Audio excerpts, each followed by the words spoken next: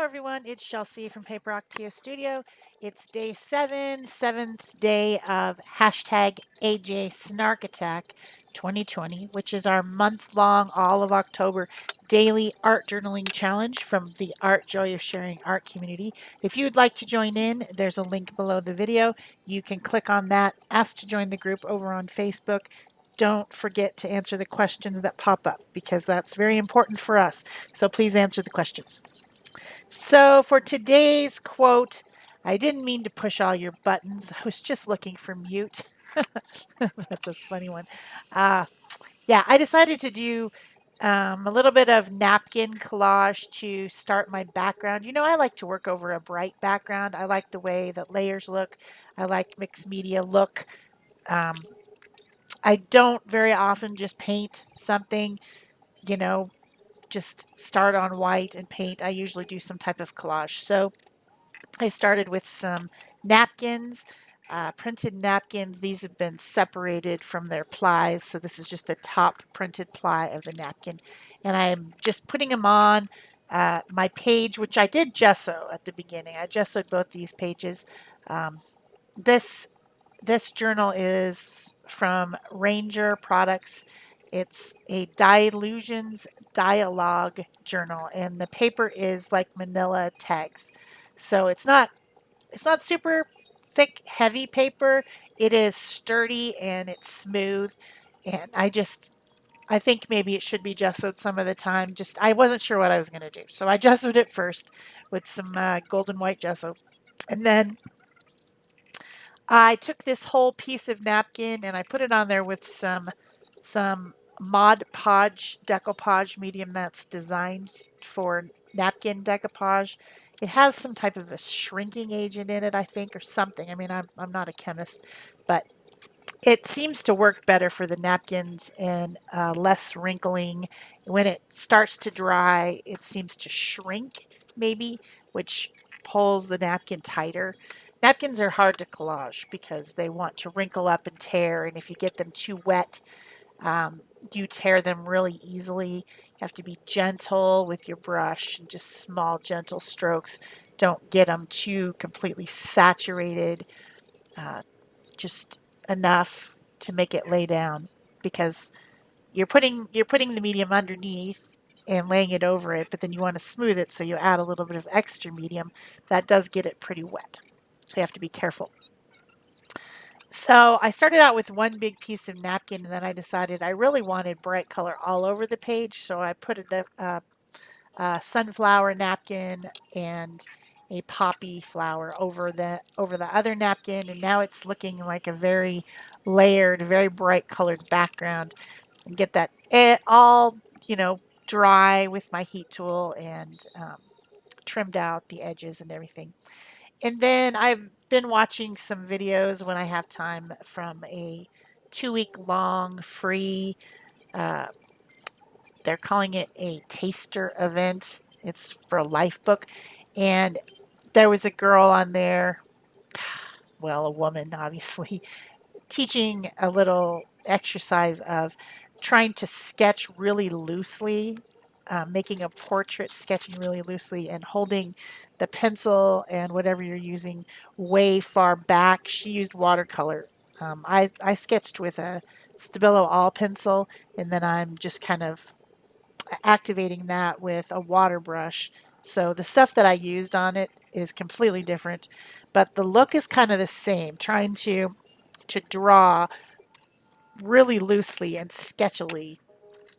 Obviously this is a long, tall page because that's the way this book is designed. And her portrait that she did was a long, tall portrait, even though she had a regular piece of paper. So I figured that I could try something like this. So I decided to use acrylic ink to paint it instead of watercolor. This is in my art journal. You know, it's just an exercise. It's maybe not the coolest thing I've ever made. Uh, she actually looks kind of sad a little bit, but it's that's what art journaling is. In case you guys don't realize that, art journaling is practice.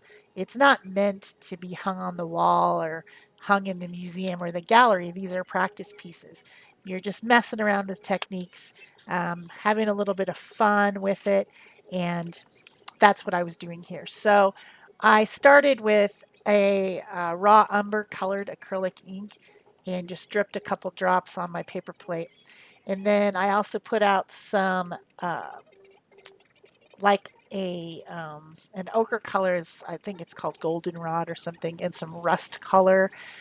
These are acrylic inks from Matisse. And then I also put out some Liquitex white. And I'm just trying to do some shadows and highlights and fill in this face. Um, Shadows going around the edges of the face, around the deep parts around the eyes and along the nose, under the lip, under the jaw. Those are places that shadow occurs on a portrait.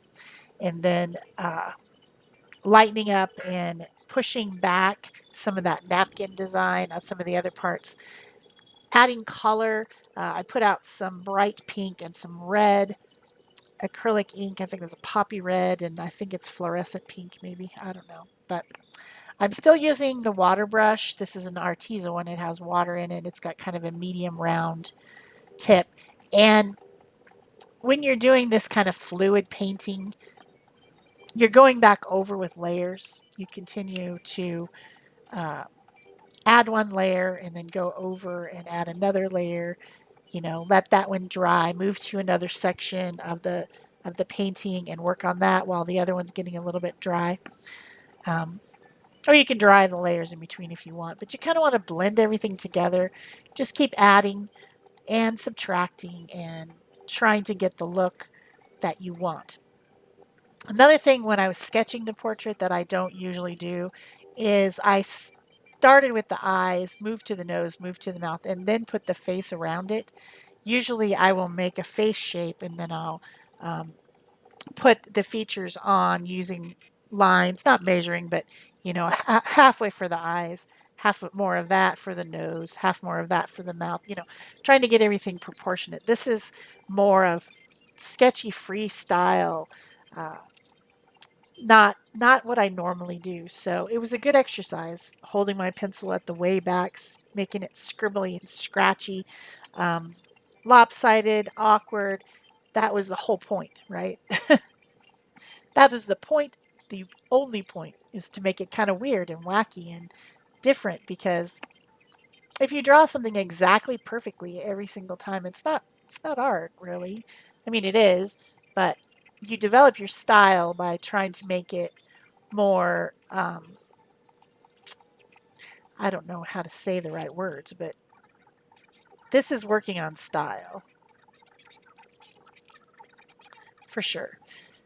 So I'm continuing to add layers, lightening up places, darkening places, adding color in a few places. I put these weird cheek things on because I just thought it looked cool. It kind of breaks up the face. The face is so long and narrow that I thought it needed something. There was too much real estate there. That's not a normal proportion. I don't think that anyone would actually look like that. I don't think there's anyone who has that long of a face. There are people who have long faces, but there was a lot of space between the eye and the edge of the lip. So I thought that I needed those bright pink circular cheeks. So once I'm done with painting, I decide to come in and add some more interest by using these Neocolor 2 water soluble crayons. I'm not activating them, I'm just using them for the pigment. Um, Making the eyes blue, adding some pinks and some reds around different areas. And I think when you see the close-ups, I think it looks interesting because it looks primitive. It's it looks like a crayon because they are crayons and they're not blended out with any water or anything. So you get that kind of crayony look. And so I used some pinks, some browns, some red, some white, some blue, a little bit of yellow in the hair, making it sketchy and interesting. And I don't know how to describe it. Hope you guys are enjoying our snarky event for October. I will have a video we hope, every single day of October. Sometimes I fall off the video making wagon and I have something else I have to do and I don't get it done for every single day. But so far, first 7 days, have a page and a video for every day. So if you do like it, remember to give it a thumbs up. Leave me a comment or question below. Subscribe if you haven't already.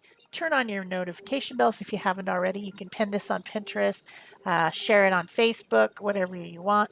You can come and join the Art Joy Sharing Art community on Facebook as well and share your art inspired by our snarky quotes.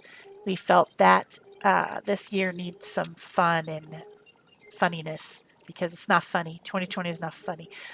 So that's why we're doing snarky quotes this year instead of just a one word prompt. So I'm still just messing around with the crayons, adding some red, adding some yellow. And I also got out a fine tip black Posca pen and a fine tip white Posca pen and did some more kind of sketchy things with those as well. I think the white's at the very end. But those are the products I used: acrylic inks, neocolor 2, napkins. I used the black and white Posca pens. Now I'm writing the quote. I didn't mean to push all your buttons. I was just looking for mute. I know we all feel like that sometimes when we're talking to someone and they just talk over you, you know. You're trying to express yourself and they just talk over you. I have some people in my family who do that, so it's kind of frustrating. And sometimes you just want to push their mute button, don't you? Don't you wish they had one? So I'm writing it in my own handwriting today, trying to use different methods of applying the quotes. I've printed some, I've stamped some, and this time I'm writing in my own handwriting. It seems to go with the kind of weird style of the page, right? I think at the very end, yeah, I think it's coming. Oh, I'm just crossing off the quote.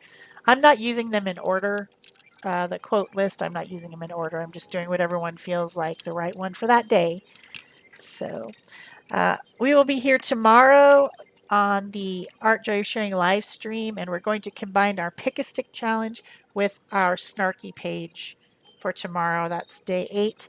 So don't miss that. That's at 8:30 Pacific, 10:30 Central Time on the Art Joy of Sharing live stream show over on that channel. It'll be Peg Robinson and I doing that.